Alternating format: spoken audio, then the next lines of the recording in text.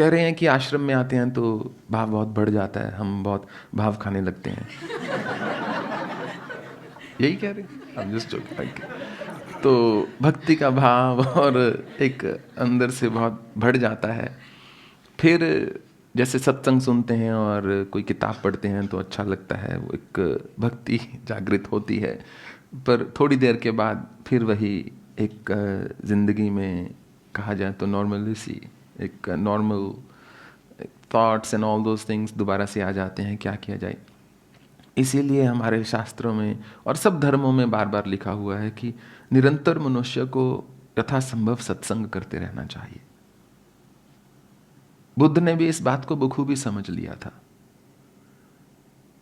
उन्होंने कहा मेरी शरण में आ जाओ, बुद्धम शरणम गच्छामि।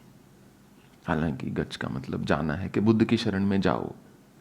तो हो सकता है किसी और ने बोला हो, पर अर्थ था कि बुद्धम शरणम गच्छामि, बुद्ध की शरण में आ जाओ।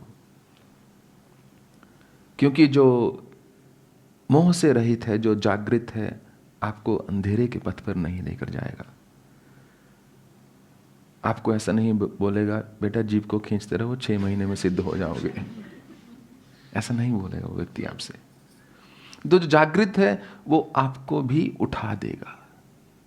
यदि आप सोए हुए हैं, आपके पास वाला व्यक्ति सोया हुआ है, क्या आपको वो उठा सकता है? नहीं। यदि आपको सुबह 5 बजे उठना है और पास में वाले व्यक्ति का वो उत्तरदायित्व है, वो ड्यूटी लगी हुई है कि उसको उठाना है, तो वो कम से कम 4:55 या 4:56 या 2-4 मिनट पहले तो कम से कम उठे।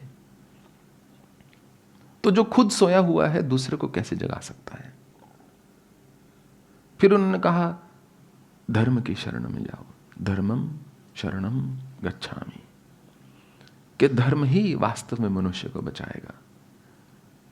अब धर्म से अर्थ ये नहीं है कि हमने अपना नित्य कर्म किया और मंदिर में घंटी लगाई, वो धर्म हो गया। धर्म का अर्थ होता है जानना कि मेरे लिए कैसा व्यवहार उचित है इस समय, एक निष्ठा के साथ जीवन को व्यतीत कर पाना।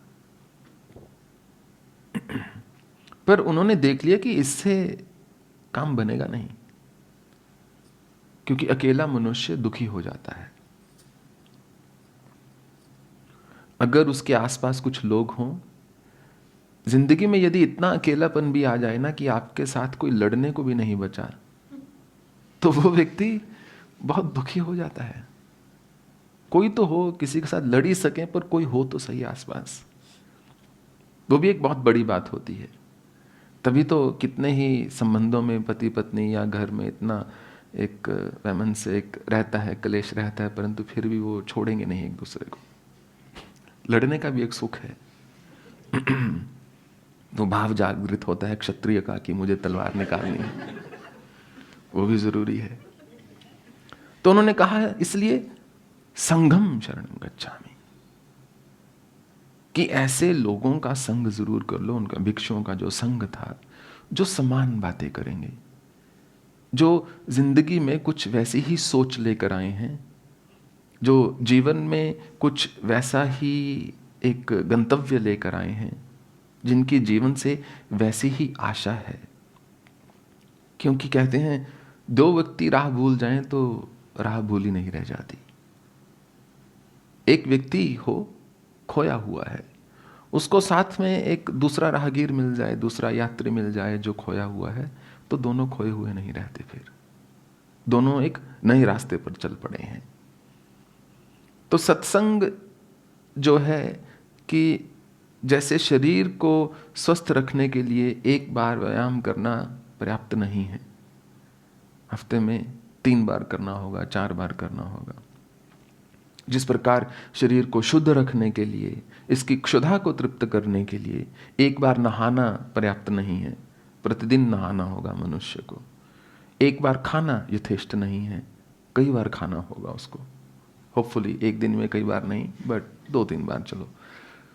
ठीक उसी प्रकार अपने विकारों को दूर रखने के लिए, अपनी आत्मा के साथ एक संबंध स्थापित रखने के लिए एक समय समय पर सत्संग नितांत आवश्यक है।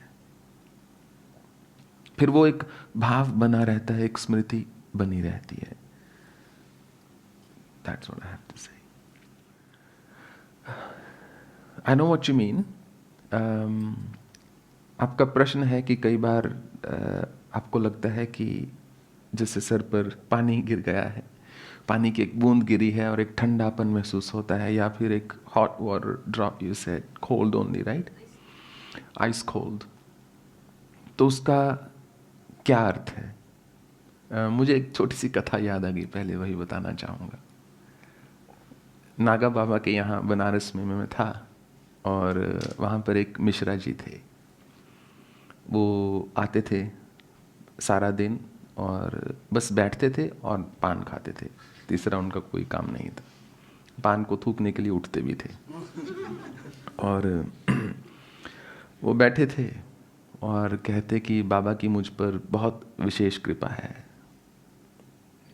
ठीक है भाई, होगी, मैं तो कुछ उसमें, मेरा तो कोई तर्क नहीं है, ज़रूर होगी। कहते नहीं, बहुत विशेष कृपा है बाबा की। और इतने में पानी की एक बूंद ऊपर से आके गिर गई उनके हाथ पर। तो उन्होंने उसको मस्तक पे लगा लिया। कहते देख लो, आपके आ गई है, बाबा की कृपा है। जो दिनेश मुनि थे, जिनके बारे में हमने संस्मरण में लिखा है, ऊपर वो पाइप लेकर, होज लेकर उसको धो रहे थे, फर्श को। वहां उस आश्रम में कोई पोछा नहीं लगाता था, कोई झाड़ू नहीं लगाना चाहता था। रोज के रोज इतनी बड़ी पाइप लेके सारी चीज वो धो देते थे। आसान है, वो धो दिया और काम खत्म। अब वो इतना धुला कि जो छत थी वो इतनी कमजोर हो गई थी कि उसमें से पानी जो है टपकने लगा था। तो मिश्रा जी के हाथ पे पानी टपका, मिश्रा जी ने मस्तक पे लगा दिया। बहुत प्रसन्न, कहते देखो बाबा ने प्रमाण दिया है इसी समय। मैंने कहा मिश्रा जी शायद ऊपर वो पानी से वो धो रहे हैं, वो तो कहने की बात है। फिर उसके बाद मेरे पास आए, गलती हो गई बहुत बड़ी मुझसे। कहते मैंने क्या हुआ? कहते मुझे चाट लेना चाहिए था उसमें।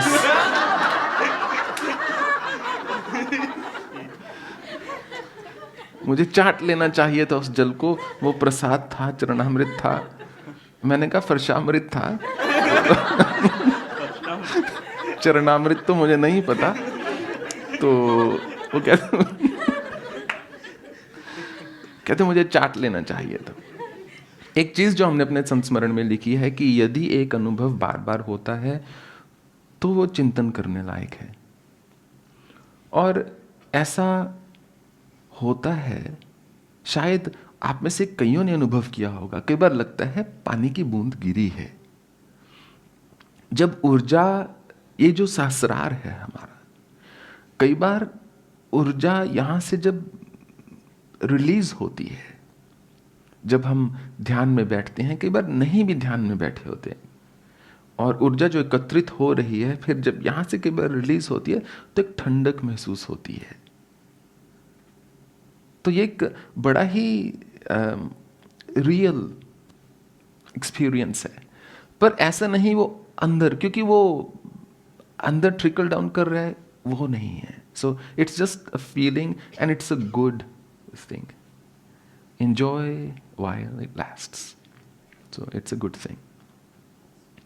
आपका प्रश्न है कि पहले ये ध्यान करती थी, फिर एक बार ऐसा अनुभव हुआ कि 2 दिन जैसे एक नशा सा होता है और होश नहीं रहा कि 2 दिन तक मैं कहाँ थी, इसलिए उन्होंने ध्यान छोड़ दिया। क्या ये उचित है? ऐसा अनुभव होना संभव है एकदम, बहुतों को होता है। 2 दिन तक किसी को होता है या नहीं वो अलग बात है। किसी को 2 घंटे, किसी को 2 मिनट, किसी को अधिकतर। अगर शरीर में भयंकर दर्द हो रहा है तो उसको कायदे से जानना चाहिए क्यों हो रहा है, उसको ठीक करना चाहिए। उसके अतिरिक्त ध्यान में कोई भी अनुभव हो, ध्यान को छोड़ना नहीं चाहिए। ध्यान को करते रहना चाहिए। उससे अगली अवस्था में तभी पहुंचेंगे हम।